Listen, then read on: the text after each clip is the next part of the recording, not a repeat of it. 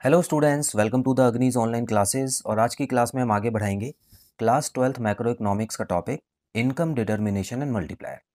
सो students, last topic में हमने किया था मैक्सिमम वैल्यू ऑफ मल्टीप्लायर, जिसमें हमने सीखा था कि मल्टीप्लायर की जो मैक्सिमम वैल्यू होती है वो होती है इन्फिनिटी।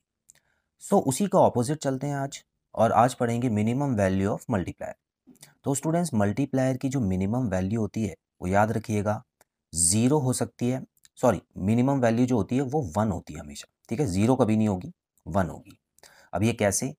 देखिए स्टूडेंट्स, जब एमपीसी की वैल्यू ज़ीरो होती है और एमपीएस की वैल्यू 1 होती है, इसका मतलब होता है कि जब एक इकॉनमी की इनकम बढ़ती है तो एडिशनल इनकम में से वो कुछ भी खर्चा नहीं बढ़ा रहे हैं। सारा का सारा जो है एडिशनल इनकम का जितना भी पार्ट है वो सेव कर रहे हैं। तो ऐसे में एमपीसी की वैल्यू 0 आती है और एमपीएस की वैल्यू 1 आती है। इतना क्लियर है स्टूडेंट्स?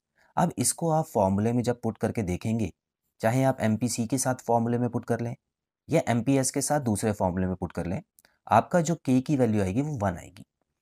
1 से कम नहीं होता है। ठीक है, 1 से कम क्यों नहीं होता है, हम आगे बात करेंगे इसके बारे में। तो स्टूडेंट्स, लिखना क्या है आपको? The minimum value of multiplier is 1। ठीक है, ये वाला इंपॉर्टेंट वर्ड है। When the value of MPC is zero, तो ऑलरेडी आपको बता चुका हूँ students. In case an economy decides to save the whole of its additional income, तो अगर इकोनॉमी को लगता है कि हमारी इनकम बढ़ी है और हमको अभी कहीं भी खर्चा करने की ज़रूरत नहीं है, क्योंकि ऑलरेडी हमारी इकोनॉमी अच्छी तरीके से चल रही है, हमको ज़्यादा रिक्वायरमेंट की ज़रूरत नहीं है। ज़्यादातर ये डेवलप्ड इकोनॉमीज़ में होता है स्टूडेंट्स, जहाँ पर सारा इंफ्रास्ट्रक्चर, सारा जो ट्रांसपोर्ट का सिस्टम है वो अच्छे से बन चुका होता है। वहाँ पर ज़्यादा खर्चे की ज़रूरत नहीं होती है। ठीक है, तो वहाँ पर हो सकता है कि उनके जो वैल्यू ऑफ मल्टीप्लायर है वो कम आए। Here change in consumption is zero, that is MPC zero. तो ऑलरेडी बता चुका हूँ आपको इस बारे में। अब स्टूडेंट्स देखिए, फॉर्मूले के हिसाब से अगर आप इसको करके देखेंगे तो आपको समझ आएगा। K is equal to 1/1 minus MPC. तो यहाँ पर आप एमपीसी को क्या मान के चल रहे हैं? ज़ीरो मान के चल रहे हैं। तो स्टूडेंट्स, जब ज़ीरो 1 में से माइनस होगा तो 1/1 फ्रैक्शन हो जाएगा, जिसको हम 1 भी लिख सकते हैं। तो आप देख सकते हैं किसी भी कीमत पर जो मल्टीप्लायर की वैल्यू है वो 1 से कम नहीं आ रही है। तो सबसे कम जो वैल्यू है वो 1 ही होती है। इसका एक और पॉइंट आपको मैं बताना चाहूँगा स्टूडेंट्स, ध्यान से समझिएगा। ठीक है, थोड़ा सा डिटेल में जाते हैं और इसको समझते हैं। देखिए होता क्या है, के होता क्या है? डेल्टा वाई अपॉन डेल्टा है। मतलब जितना आपने इन्वेस्ट किया उतना ही नेशनल इनकम बढ़ी। तो ये तो पॉसिबल है। तो मान लेते हैं एक आदमी है ए, जिसने 100 करोड़ 100 करोड़ रुपए इन्वेस्ट किए हैं, या उसने कुछ 100 करोड़ की बिल्डिंग बनवाई है या कुछ भी अपना प्लांट बनवाया है बिजनेस के लिए।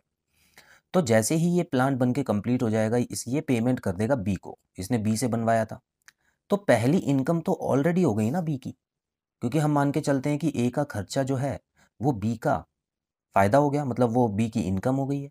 तो एक बार इनकम बढ़ तो गई और बराबर से ही बढ़ी है। ऐसा तो नहीं है कि इसने 100 करोड़ रुपए खर्च किए और इसने इसको कम मिले, नहीं। इसने जितने बोले इसने दिए और उतना ही इसके अकाउंट में आ गया। तो स्टूडेंट्स, यहाँ पर जो बी की इनकम है वो ऊपर लिखी जाएगी, मतलब 100 करोड़, और ए की जो इन्वेस्टमेंट है वो नीचे लिखी जाएगी 100 करोड़। तो ऐसे में तो हमेशा बराबर ही आएगा ना, क्योंकि जितने ही ये पे करेगा उतना ही बी को मिलेगा। तो ये छोटा सा रीज़न था स्टूडेंट्स, जिससे आप कंफ्यूज ना हो, कॉन्सेप्ट आपका क्लियर हो जाए। तो बस छोटा सा टॉपिक था। मिनिमम वैल्यू ऑफ मल्टीप्लायर आता है तो हमेशा 1 लिखिएगा, 0 मत लिखिएगा। हाँ, एमपीसी की वैल्यू 0 हो सकती है। ठीक है, तो चलिए आज की क्लास यहीं ख़त्म करते हैं स्टूडेंट्स। बहुत जल्द मिलते हैं अगली क्लास में नए टॉपिक के साथ। Till then, bye bye.